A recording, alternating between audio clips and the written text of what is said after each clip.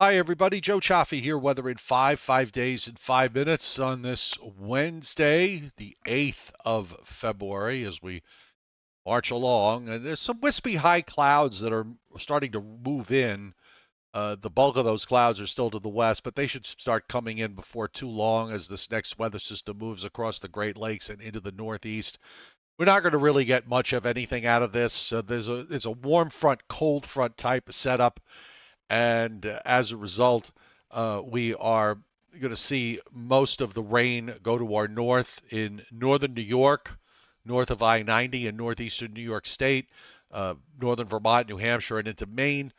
Probably you'll see some sleet and wet snow out of this. Meanwhile, it's another beautiful but dry day in the southeast and across the Gulf states where the drought continues. And this dry weather pattern has probably another week and a half to go before we see what appears to be a change in that pattern coming before Thanksgiving and probably getting underway during Thanksgiving week. And we talk about that in our long range video today, Weather in 10, for Patreon members. And that's on my subscription site, patreon.com/meteorologist Joe Cioffi.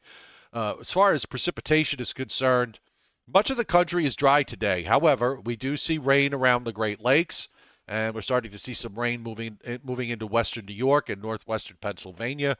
There's some lighter precipitation back through Wisconsin in this narrow, almost a stick of rain that goes down into Nebraska and into northern Colorado. Some of this in maybe the higher elevations west of Denver, falling as some snow showers, and the West Coast, which has been particularly the Pacific Northwest, which has been getting hit with waves of heavy rain, that has subsided for the time being. 7-day rainfall forecast amounts.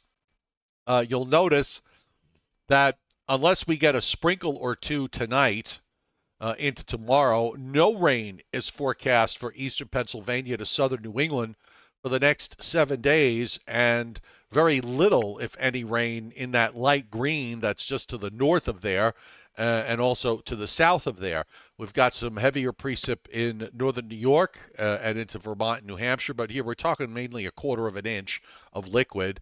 A little bit of rain starts to pick up in the Gulf states, a half to three-quarters of an inch, and heavy rains along the Texas coastal bend of up to several inches. This is going to probably start late this week, probably on Friday. We'll start to see some of that rain pushing eastward. But we've got extreme to severe drought in much of the Gulf states and in parts of the southeast now, so it's going to take much more than this to make any dent in it. And we've got some heavier rains lining up for the Pacific Northwest, particularly along the coast over the next 7 days. Not a whole lot with regards to snowfall. This is the probability of at least two.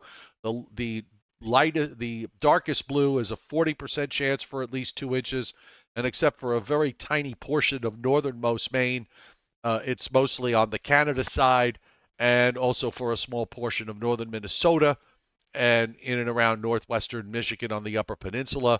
Also, just about very little in the way of snow. A small patch in central Colorado, a small patch up in the Pacific Northwest, and no major storms are on the horizon over the next week or more, as the pattern is just too dry.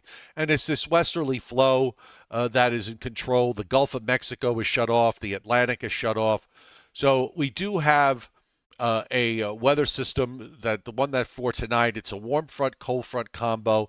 We'll get into some chillier air for Friday, and that'll probably carry us into next week. As one trough goes out, another one punches into New England. So it's going to keep the Northeast and Northern Mid-Atlantic states on the cool side through next Tuesday. Then we'll probably warm up a bit as the flow goes westerly again. However, there is another trough that drops into the eastern part of the United States for the weekend of the 18th, 19th. And that's going to set the stage for a more important pattern change coming, as we said, for Thanksgiving week, and maybe a more active pattern as far as storminess is concerned, because I mean it's just going to be silent from that respect for the next 10 days or so. Now, with respect to the day-to-day here, let's take a look at that, and we'll go to the latest GFS. So as we said, much of the rain tonight goes by to our north. You see that little bit of snow and sleet in northeastern New York and Vermont and New Hampshire and into Maine. Doesn't amount to much. Maybe somebody winds up with a coating to an inch. Tomorrow, the temperatures are going to depend on how the warm front lines up.